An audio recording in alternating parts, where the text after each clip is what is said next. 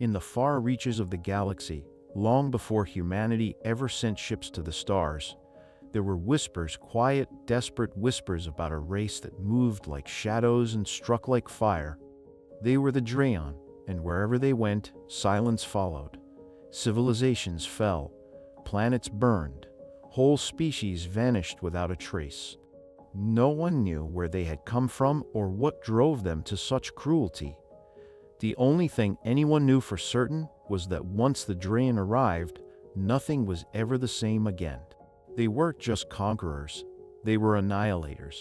The Dran didn't negotiate, they didn't form treaties, they didn't even speak to their enemies. They descended like a storm, destroyed everything in their path, and moved on. Their ships were enormous, dark, and bristling with weapons beyond anything other empires had seen. They attacked with brutal precision and unshakable coordination. Entire defense networks crumbled in minutes. What couldn't be destroyed was enslaved, and what couldn't be enslaved was erased from existence. It started quietly at first. A science vessel disappeared near the outer rim of the Andari cluster. Then a mining colony in the Trion system went dark, no distress calls, no signals, just silence. At first, other species thought it was a technical glitch or perhaps a natural disaster. But then the destruction spread. One world after another, entire sectors vanished from the galactic network. Refugees began arriving, scattered, broken survivors of worlds that had been wiped clean. Their stories all sounded the same. Massive ships, black skies, fire raining from above, and a fleet that moved like a plague through space. They called them the Dran. No one knew what the name meant, whether it was their own name or one given to them by the terrified, but it didn't matter. The name itself became enough to paralyze fleets, to make hardened admirals hesitate, and to send populations into hiding. And yet, for a while, Earth remained untouched. Humanity had only recently joined the interstellar community. Their jump into spacefaring civilization was sudden and driven by curiosity, not conquest. They were considered a minor player, young, brash, and still learning the ways of the galaxy. Most species didn't take them seriously, and the Dran, apparently, didn't even notice them, at least not right away. That didn't mean humans were ignorant. Far from it.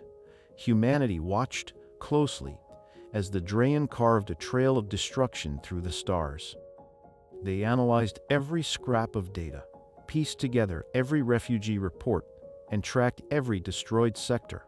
They listened to the stories of those who had fled, the carnage stories filled with horror, grief, and desperation, and they believed them. They didn't dismiss the rumors as fear-mongering. They didn't call the survivors liars. They paid attention. Because, unlike other civilizations who hoped a storm would pass them by, humanity knew better. They knew storms didn't pass, they consume. When the Dran wiped out the Talari Confederation, an alliance of 12 systems that had stood for centuries, the message was clear. No one was safe, not even the powerful, not even the prepared. The Talari had fleets twice the size of Earth's entire space command, and they'd fallen in less than a week. There were no survivors, just static on every frequency and the eerie silence of dead planets. That was when Earth changed. It wasn't panic that set in. It was resolve. A different kind of urgency, the kind that forged nations in fire, the kind that made every factory, every lab, every shipyard on Earth and its colonies unite under a single, brutal truth. If the Dran came, there would be no time for mercy, no time for surrender, no time for rescue. Humanity had always been defined by struggle. They were born in adversity and raised in conflict. Their history was soaked in wars, revolutions, disasters, and recoveries. But they always fought. They always adapted. They always survived. And now, for the first time in centuries, humanity was no longer fighting itself. The divisions that once fractured Earth, nation-states, politics, borders were cast aside. The threat was no longer ideological. It wasn't territorial. It was existential. The United Earth Defense Accord was signed in record time. Every major government, every industrial complex, every scientific body on Earth and the colonies pledged full cooperation. Resources were pooled, mining operations across the solar system were repurposed. Shipyards expanded, scientific labs were given unlimited funding. Weapons research that had once been deemed too dangerous was suddenly greenlit. Ethical concerns were tabled. The survival of the species was now the only priority. And so began the greatest military project in human history.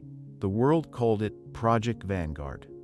The idea was simple: build one ship, not a fleet, not a squadron.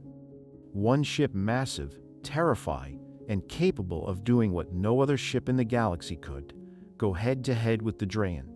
It wouldn't just defend Earth, it would take the fight to them. It would be a symbol, a message written in armor and fire that said humanity would not run, would not hide, and would not kneel. It took 10 years to build the Vanguard. 10 years of sweat, sacrifice, and silence. The project was kept secret from most of the galaxy. Only a handful of allies even knew it existed. Humanity wanted to be underestimated. They wanted the Dran to think of them as small, insignificant, and unworthy of notice. That way, when the time came, the blow would be all the more devastating.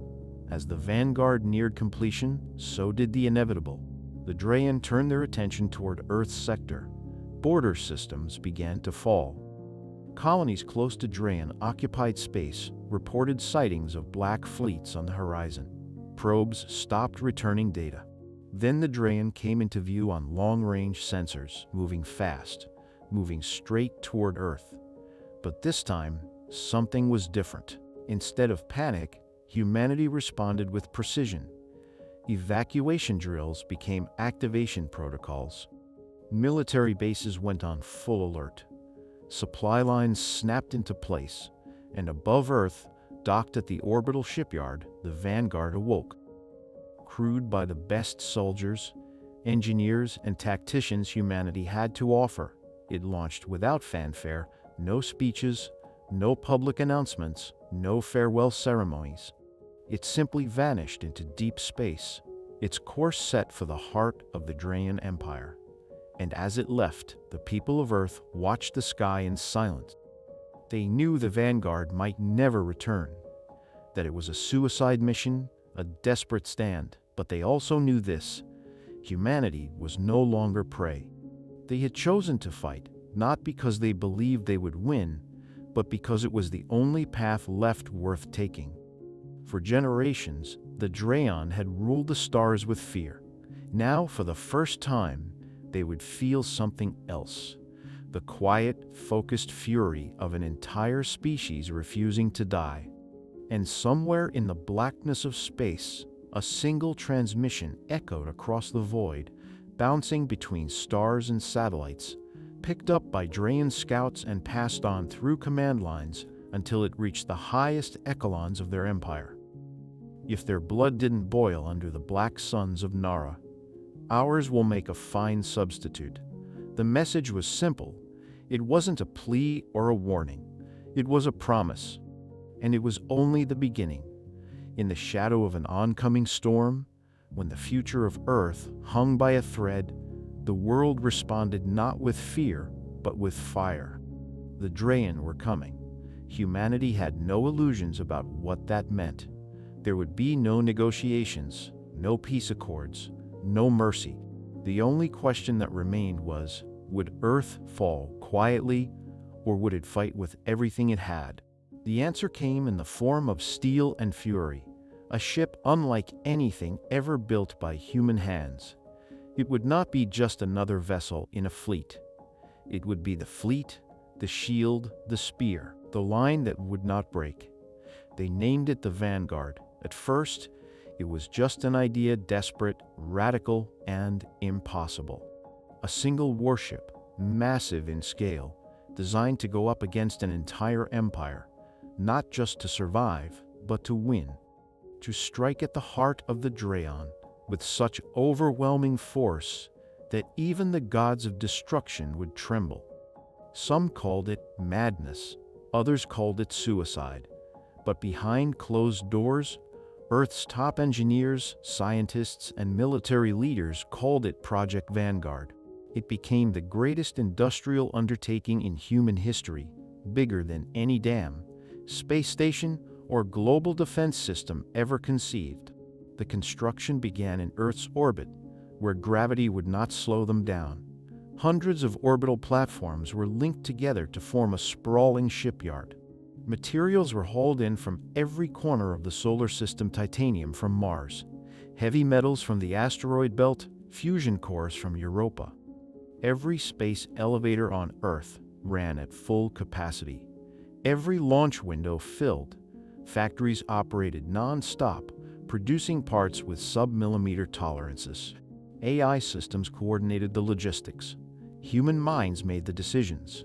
The hull of the Vanguard grew piece by piece, a skeleton of purpose stretching across the void.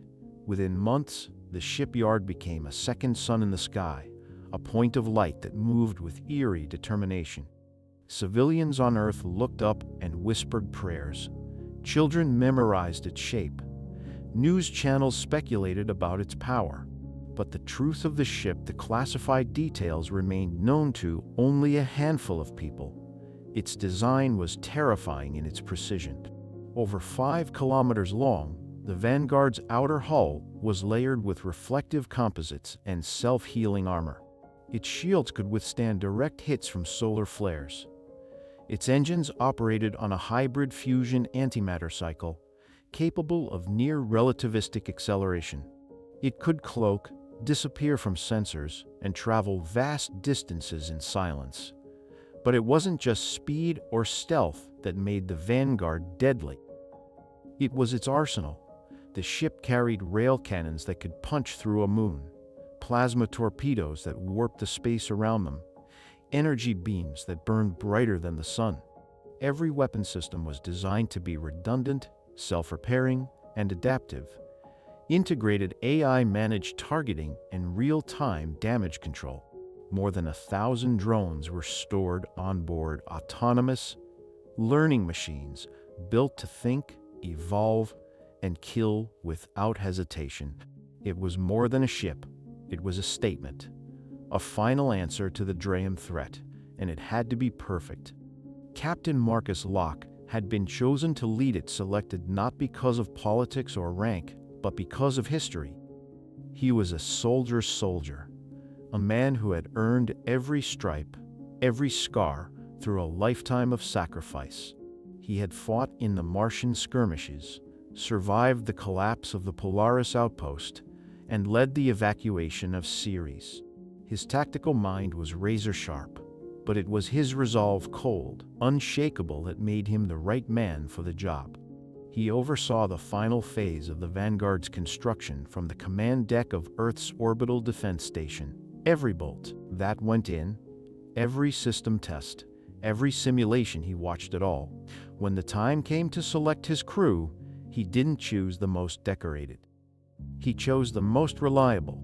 Veterans, survivors, quiet professionals. People who wouldn't blink when it mattered most. Commander Steele, his second in command, had seen more combat than any man alive. He was gruff, scarred, and deeply loyal. Lieutenant Harris, a prodigy in systems engineering, handled comms and tactical coordination. The rest of the bridge crew were hand-picked, each one capable of operating independently if the others fell. The final systems check took 72 hours.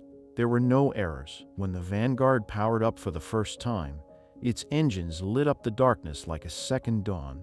The deep hum of energy pulsed through the hull. Artificial gravity stabilized. The AI core came online.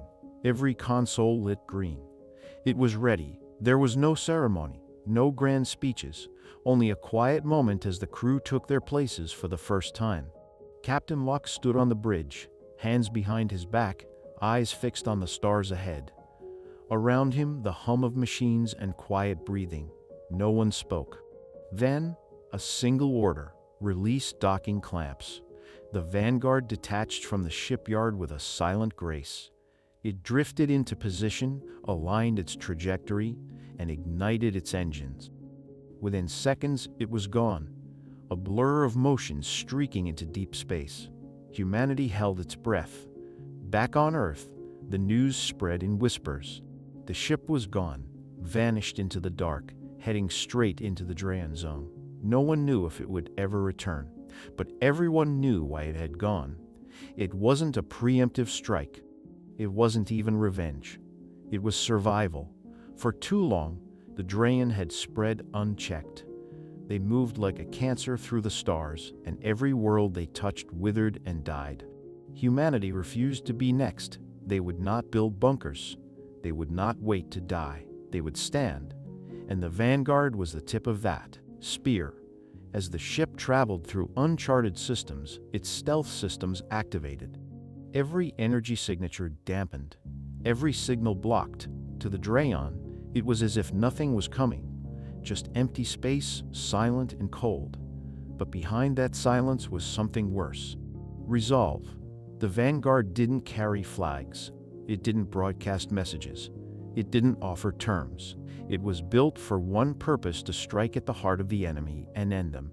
To take the war to the ones who thought they were untouchable, who had never known fear, who believed themselves gods among insects. Captain Locke didn't care about glory. He didn't care about politics or legacy. He cared about Earth, about the billions of lives behind him, and the fire that had been kindled in his bones the day he saw the ruins of the Telleri. He had studied the Dran. He had memorized their tactics. He knew their strengths, their weaknesses, and their pride. Especially their pride. That arrogance would be their undoing, because the Dran had never fought humans before. Not truly. They had never seen what people were capable of when pushed to the edge, when every ounce of fear was burned away by purpose. They had never faced a ship like the Vanguard, or a captain like Locke. Now they would. Out in the vastness of space, beyond the range of telescopes and satellites, the Vanguard moved closer to its target. It didn't need a fleet. It didn't need backup. It was the result of a species refusing extinction, the answer to centuries of conquest.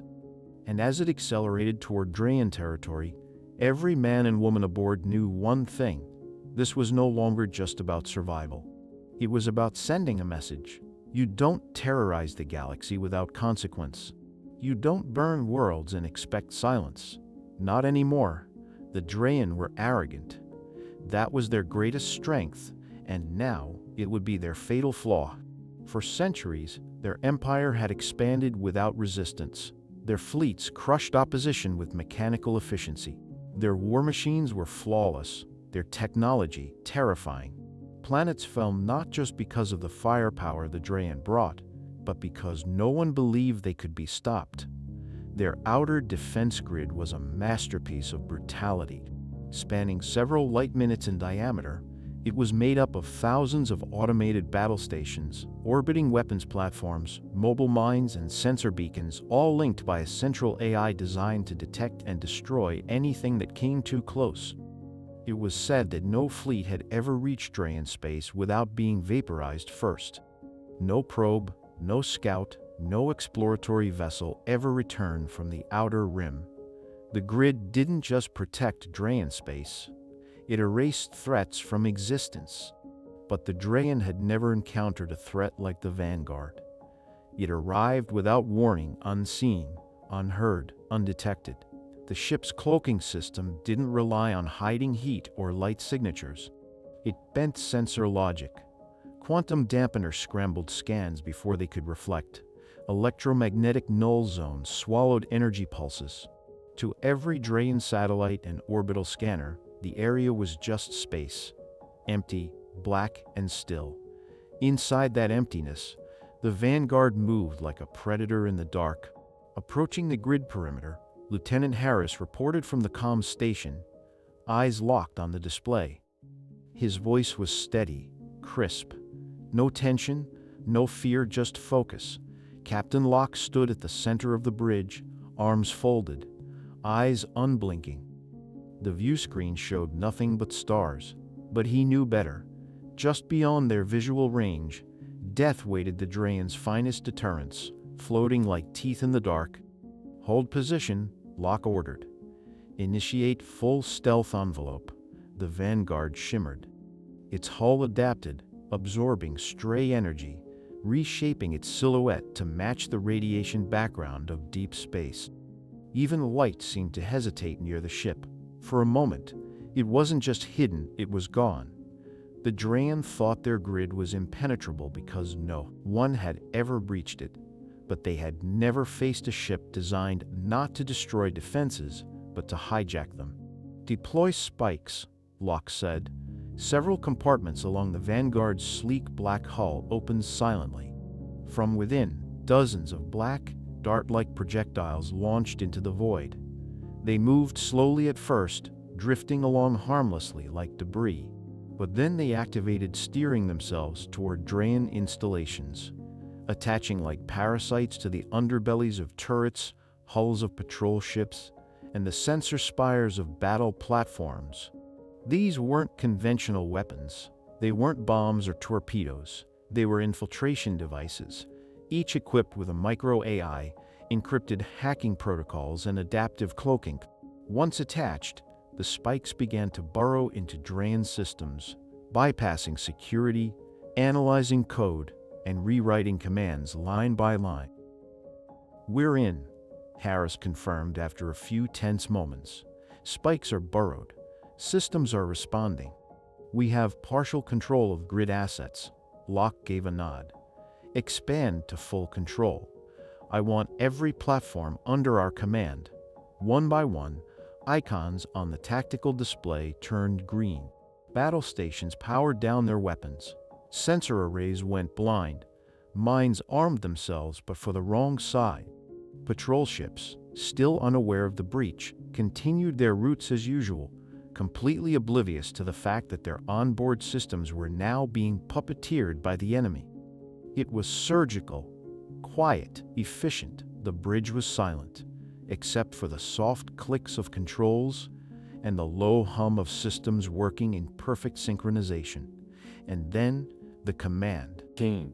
"Open fire," Locke said, almost too quietly to hear, but it was heard. Without warning, automated battle stations turned their guns not toward the Vanguard, but toward each other. Mines detonated in precise sequences, creating chain reactions that tore holes in once impregnable defense patterns. Communications across the grid lit up in panic. Dran captains shouting orders, only to watch their own ships go rogue. From the Vanguard's bridge, it looked like chaos. But it wasn't. "Grid is collapsing," Harris reported, his voice still level but tinged now with awe. "They don't even know where the attack is coming from. They're eating each other alive." No human shot had been fired. The Vanguard hadn't used a single cannon. And yet, the most advanced defense perimeter in known space was crumbling in on itself like a dying star. Locke said nothing. His gaze remained fixed on the tactical map, watching the symbols disappear one by one. "This was the test," he finally said. "The real war starts now." Just then, a signal interrupted the silence. Captain Harris said, "Dran command frequency. Put it on screen." Even across distance and through distortion, its presence was immense. Its eyes burned a cold, predatory fire, and its voice rumbled like distant thunder. "Humans," it said, the words spoken like a curse. "You dare defy the Dran Empire. You are nothing. Your bones will be crushed beneath our march." Locke didn't flinch. He didn't even blink. The warlord could respond. Locke gave the next command. "Fire." This time, they did fire. Energy beams sliced through space. Targeted bursts struck key Dran installations still active. The few ships not yet compromised were obliterated in seconds. The command ship tried to retreat, only to be cut in half by a precision railgun blast that didn't even register on most sensors until it was too late. The Dran warlord's image vanished from the screen, his ship reduced to slag. Still, no one on the Vanguard cheered. "Captain," Harris said, checking the main display. "We've got movement, large scale." His expression didn't change. If anything, his eyes seemed colder, now focused, ready. "Good," he said. Let them come. He turned to his crew. Set a course. Full speed. Full speed ahead. The Vanguard turned, engines flaring to life as it raced into the abyss toward the heart of enemy space. Behind them, the wreckage of the Dran grid floated in silence, drifting, shattered, and dead. As the last Dran patrol ship fell, the void trembled with new signals, dozens of them, then hundreds. They poured in from all sides like a rising tide. The Dran were coming. The blips spread outward like a swarm, filling the screen in layers. Carriers, destroyers, cruisers, warships, more than anyone had expected. The main Dran fleet was vast, relentless, and coming fast. Lieutenant Harris's fingers flew across his console, picking up 2,000 vessels minimum. Looks like full deployment. They're throwing everything they've got at us. Forward, squinting at the tactical readout. They're not holding anything back. This is a kill order. Captain Locke didn't move.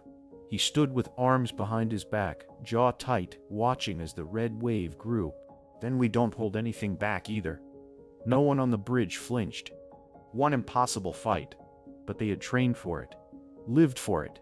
Locke gave the first command. Vents along the hull opened with quiet precision, and from within, swarms of black drones shot into space, hundreds of them. Unlike traditional unmanned combat units, these weren't programmed for basic engagements. These were next-general war machines, equipped with adaptive AI and weapons that could shift function in real time. The drones disappeared from view within seconds, their cloaking systems activating as they accelerated toward the oncoming enemy fleet. Their instructions were simple: infiltrate, disrupt, destroy. Drones are away, Harris confirmed. They'll engage in T-3 minutes. The bridge quieted. Railguns at 100%. Plasma torpedoes loaded. Main cannon is green. Out there, in the cold silence between stars, war was coming. Then it hit. Energy beams shot across the dark in brilliant lines, some sweeping the area blindly, others locked onto rough coordinates from the last known spike transmissions. Missiles followed, exploding in massive ripples of red and blue light, lighting up the void like fireworks from hell. The Vanguard shields flared, but she held steady. Shield stable, Harris reported. The view screen split into smaller panels, each displaying a different drone's POV. The AI-controlled units weaved through the incoming fire, slipping between formations, targeting critical subsystems, engines, weapons bays, communication arrays. Explosions rippled through the Dran ranks. Smaller ships were disabled instantly. Larger ones reeled, caught off guard by the precision strikes. Their AI was learning with each second, adjusting tactics based on enemy response. But the Dran weren't rookies. They adapted quickly. Cruisers began coordinating their fire patterns. Some Dran ships overloaded their own shields to create wide pulse blasts, knocking swarms of drones out of position.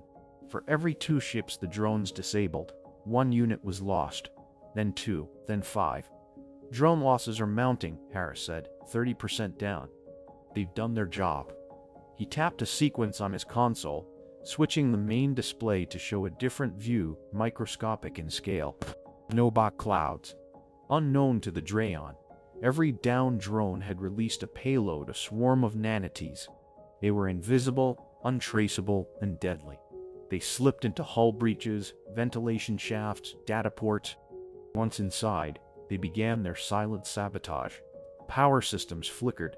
Communications between vessels broke down, filled with static or false orders. The Dran formation, once so clean, so precise, began to buckle. Now it was time. Fire at will. The Vanguard's weapons came to life. Twin railguns fired in tandem, each shot moving at Mach 40. The first blast struck a carrier head-on, in half. Plasma torpedoes launched in waves, maneuvering around enemy flake before burrowing into engine compartments and detonating with the force of small nuclear blasts. Then the main cannon fired. A beam of pure energy erupted from the Vanguard's bow, slicing through 3 ships in a row. The impact folded it in half before it exploded. All across the battlefield, the Dran fleet reeled. Their numbers were still overwhelming, but their cohesion was gone. Ships drifted out of formation. Some spun in place, unable to orient. Others turned their guns on allies, their systems infected by the nanites. Confusion spread like a virus. Locke pressed the advantage. Keep up the pressure. The Vanguard surged forward, weapons firing non-stop. Steele's voice called out targeting coordinates. Harris tracked secondary movements. Drones continued to pick off stragglers. Then came the counterpunch. The vessel was dark red, its surface covered in moving plates of armor. It immediately opened fire, unleashing a spread of gravitational torpedoes and antimatter blasts. The Vanguard took the hits. Its shields flared to max. We can't take sustained fire from that thing. Locke didn't hesitate. Redirect main cannon. The enemy ship fired first, an antimatter pulse that hit like a sledgehammer. The Vanguard rocked hard. Then Locke shouted, "Fire." The beam shot forward, blinding, searing, unstoppable. It punched clean through the Dran warship as internal gravity imploded. Then came the shockwave, followed by a chain reaction that lit up the void like a dying sun. The warship disintegrated. The crew held their breath. Harris finally broke the silence. Enemy flagship destroyed. A new tone entered his voice, disbelief. "Sir," some Dran ships turned to flee. Others detonated their own cores rather than be captured. The unbeatable, legendary Dran main fleet was collapsing. Locke gave one final order. One by one, the enemy ships were wiped out. No quarter given. No mercy shown. Only debris remained. Twisted metal. The crew looked around the bridge. No one cheered. No one smiled. They had survived, but they knew this was just a single step. A monumental victory, yes. But the mission wasn't finished. Harris's voice broke the stillness. "We're receiving a priority signal from Earth Command." Locke nodded. He looked older than when Locke had last seen him. Tired. Hollow-eyed. "Captain," the Admiral said, "we've received confirmation. The Dran fleet is no more. Whatever comes next, you've already changed the course of history." Locke didn't flinch. "This isn't over, sir. Not until we reach Nara." "Understood. All of Earth stands behind you." "Godspeed." The screen went dark. Locke turned back to his crew. "Set a course for the Dran homeworld," he said. "Prepare for the final approach." The Vanguard turned once more, engines flaring, cutting through the wreckage of the fleet it had just destroyed. Behind them lay victory. Ahead, vengeance. They had broken the impenetrable defense grid. They had torn through the myth of invincibility the Empire had cloaked itself in for centuries. But no one on the Vanguard believed the war was over, because the Dran still had Nara. It was more than a homeworld. It was a fortress, a stronghold carved in fire and steel, where every mountain was a bunker and every orbiting platform a weapon. And now, humanity was coming for it. The Vanguard streaked through the void at full speed. Systems ran hot but stable. Power levels were within range. The hull bore the scars of the battle behind them. Every crew member was on high alert. Every gun was prime. This was no longer about stopping the Dran fleet. This was extermination, an endgame. "Captain, we've entered Nara's outer zone.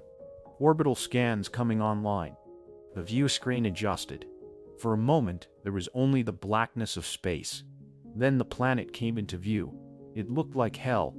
A massive orb of swirling clouds and erupting volcanoes. Its surface scarred by rivers of molten rock and jagged mountain ridges. Lightning arched through sulfuric storms.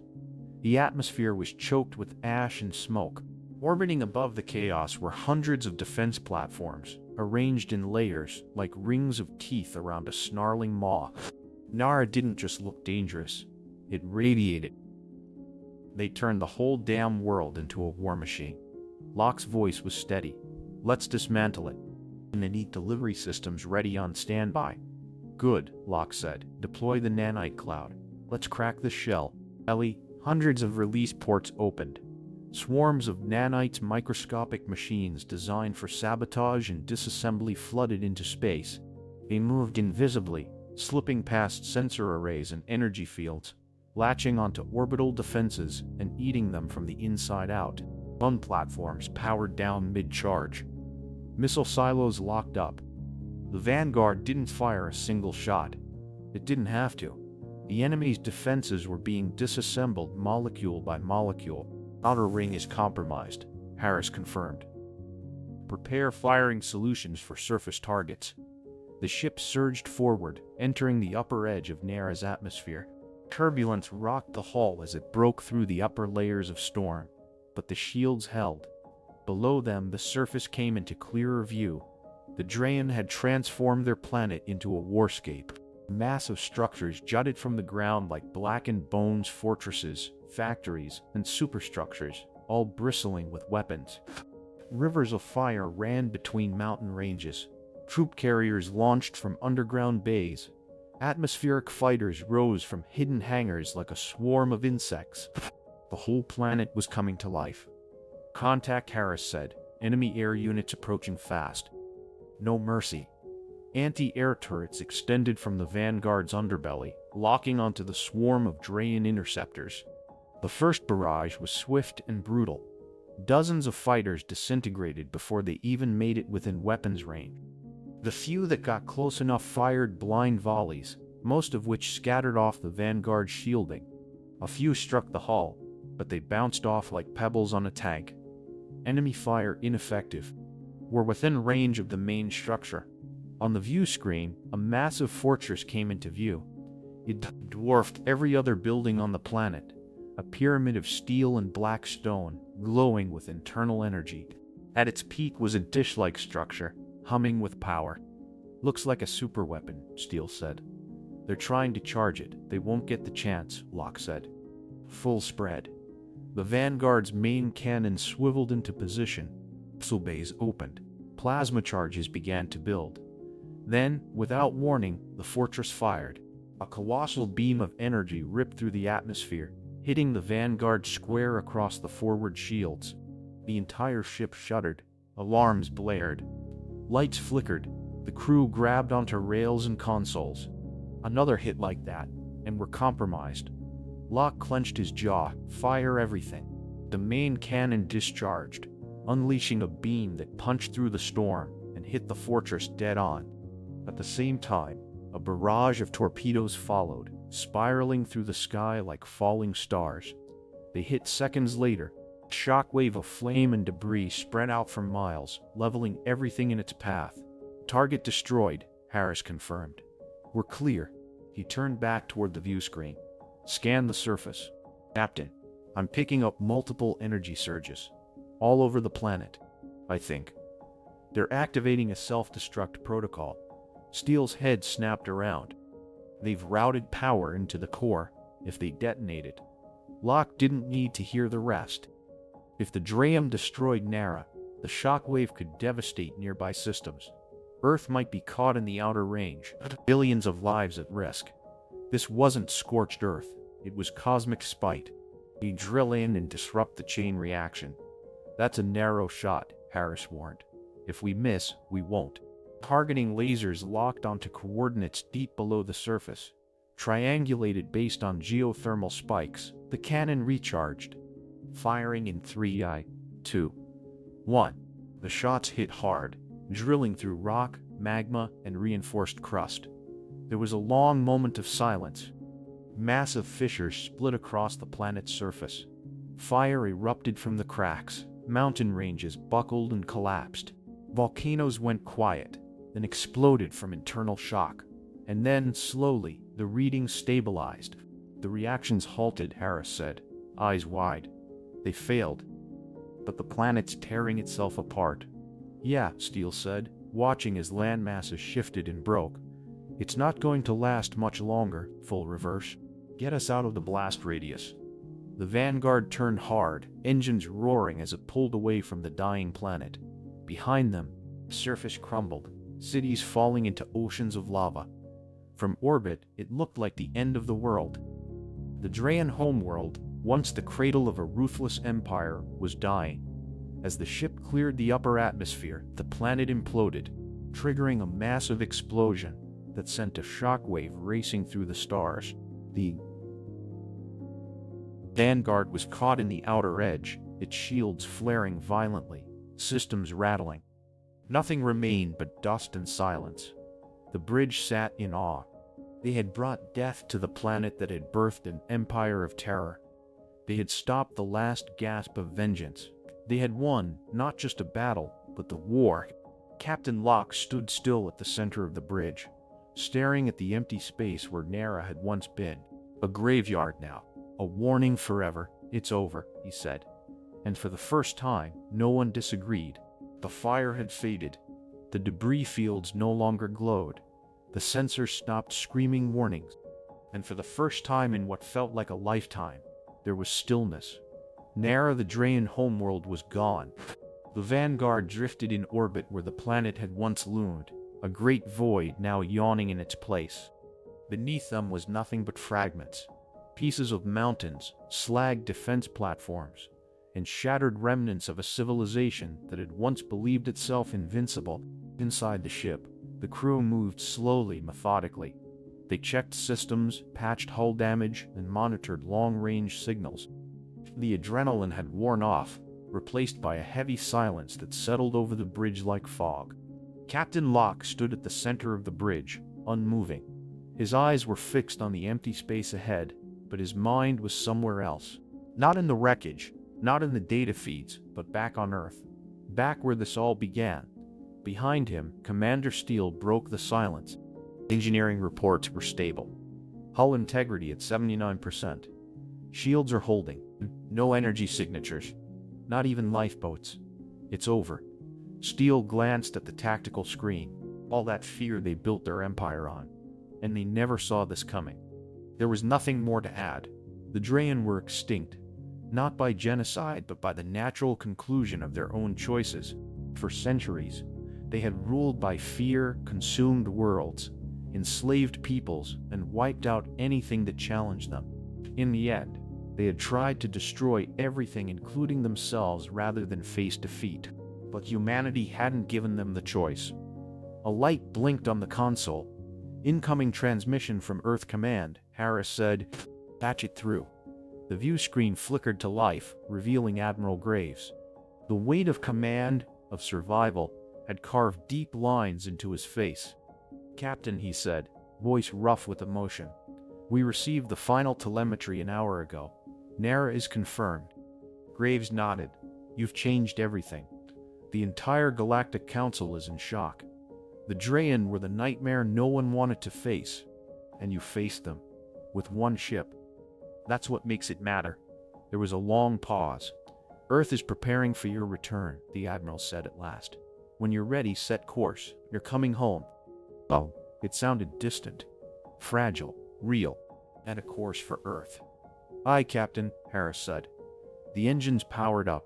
An empire, and taking with it the weight of history. The journey to Earth was quiet. No ambushes, no chases. Somewhere in the middle of the return flight, Captain Locke found himself standing alone in one of the Vanguard's observation decks. The stars drifted by, slow and silent. He watched them for a long time. He wasn't thinking about tactics or enemies or weapons. He was thinking about people. Back home, life had gone on. Most of them would never know what truly happened out here. And maybe that was a good thing. But Locke knew, and he hoped they would never forget the lesson buried in this victory. Because it hadn't been easy. It hadn't been clean. The Vanguard had succeeded because people came together, scientists, soldiers, engineers, families, and entire nations who put aside everything else to survive. The world had unified not out of love, but out of necessity. And now that it was over, what would they do with that unity? What would they become now that the war was won? When the Vanguard returned to Earth, it didn't descend to a parade. There were no fireworks, no speeches, no celebration. It hovered in high orbit, visible from the ground as a single streak of light, silent, distant, and watching. For the people of Earth, that was enough. They didn't need victory parades to understand what the ship represented. It was a reminder. The children who looked up and saw the Vanguard would grow up in a world the Dran would never touch, to build not just weapons but will. Historians would write about the battle, tactics, but the real story wouldn't be about a superweapon or a captain or even a war. Because in the end, The Dran lost not because of inferior firepower, but because they misunderstood something fundamental about humanity. They believed fear controlled people, but fear, in the hearts of humans, doesn't always lead to submission. Sometimes fear leads to fire. Sometimes fear unites an entire world under one cause and turns ordinary people into something extraordinary. That was the story. And that was the lesson. In the years that followed, Earth didn't rebuild an empire. They didn't expand by force or claim Dran space for themselves. Instead, they built coalitions, partnerships with species once terrorized by the Dran. They shared the technology of the Vanguard, not as a tool for war, but as a shield against tyranny. They taught others what they had learned. The Vanguard itself was never dismantled, never retired. It remained in orbit, upgraded and maintained, not as a weapon, but as a sentinel, a reminder of what had been overcome, and what must never be allowed to return.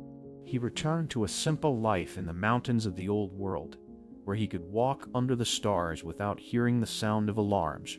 Some said he still checked the skies every night, not out of fear, but out of habit, because men like him knew peace was vigilance, peace was choice, and choice. In the end, the war was never really about weapons or tactics or ships. It was about who would define the future, a race born of fire and arrogance, or one born of struggle, pain, and hope. The galaxy had its answer.